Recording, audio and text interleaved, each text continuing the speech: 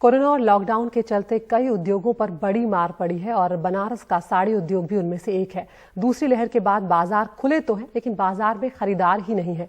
Handloom के करघे बंद पड़े हैं, पुराना रखा माल बिक नहीं रहा है। नया माल बनाने के लिए बाजार में कोई ऑर्डर भी नहीं दे रहा है। लिहाजा आज बुनकर बेहद परेशानी में है और इसका अंत भी उन्हें फिलहाल नजर नहीं आ रहा है। अजय सिंह की ये रिपोर्ट। लाइन से खड़े ये हैंडलूम के करघे बनारसी करघे के हैं। इन्होंने अपने यहाँ 2 साल पहले 10 करघे लगाकर बनारसी साड़ी का कारोबार शुरू किया। 1 साल तो ठीक चला, लेकिन कोविड की दस्तक देते ही इनके धंधे का ताना बाना इनके हाथ से छूटने लगा। अब हालात ये है कि सब कुछ बंद है। लॉकडाउन की वजह से हमारा धंधा एकदम पूरा बर्बाद हो गया है। पहले जो हमारा माल रेडी हो के रखा हुआ है वही नहीं बिक रहा है, कस्टमर आ ही नहीं रहे हैं लेने के लिए। तो जो हम कारीगर को बुलाएंगे वो कारीगर को हमको पैसा देना पड़ेगा, तो हम नया माल कहाँ से रेडी करेंगे। पहले हमारा पुराना माल तो बिके, उसका कुछ पैसा आवे तब हम पैसा भी लगाएं। मार सिर्फ बनारसी करघे जैसे मझोले व्यापारियों पर ही नहीं, मुन्ना नेट जैसे बड़े गद्दीदारों पर भी पड़ी है। इनकी फर्म से देश ही नहीं विदेश में भी साड़ियाँ जाती थीं। हर साल लाखों का कारोबार था, पर बीते 1 साल से सब कुछ ठहर गया है।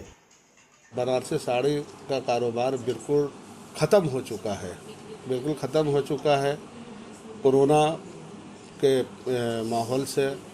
और जो भी बाहर से पर्यटक वगैरह आते थे, अब कोई भी बिक्री नहीं हो रही है। और दिन पर दिन रेशम, कतान सारी चीज़ महंगी हो चली जा रही है।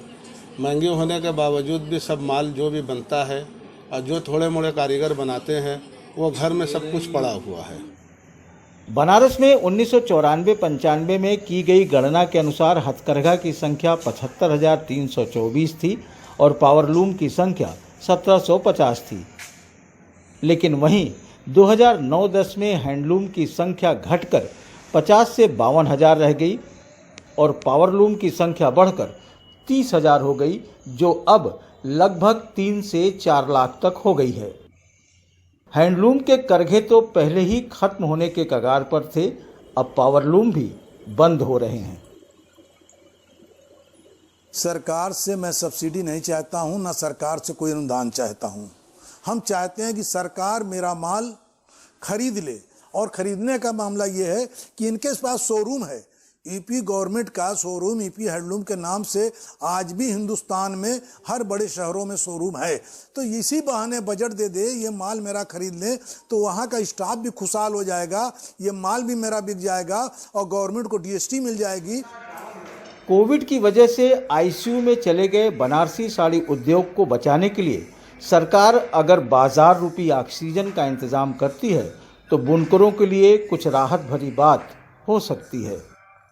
कोविड की दूसरी लहर के बाद अब भले ही अनलॉक हो गया हो, लेकिन बनारसी साड़ी उद्योग में तो अभी भी लॉकडाउन है और चिंता इस बात की है कि ये लॉकडाउन कब खत्म होगा इन्हें पता नहीं।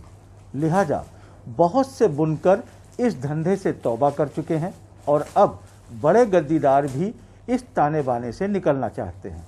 साफ है कि बनारसी साड़ी उद्योग का आने वाला दिन मुश्किलों भरा है। वाराणसी से पुरुषोत्तम के साथ अजय सिंह, एनडीटीवी इंडिया।